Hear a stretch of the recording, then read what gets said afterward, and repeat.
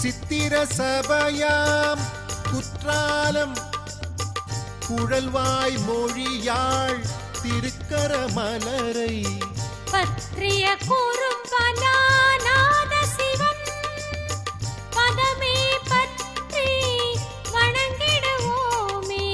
அற்புத அருவிகள் ஐந்தினிலும் அழகாய் மூழ்கி திருவைந்தெழுத்தால் நற்றமிழ் ஞான சம்பந்தன் நல்லிசை பாடி நலம் பெறுவோமே.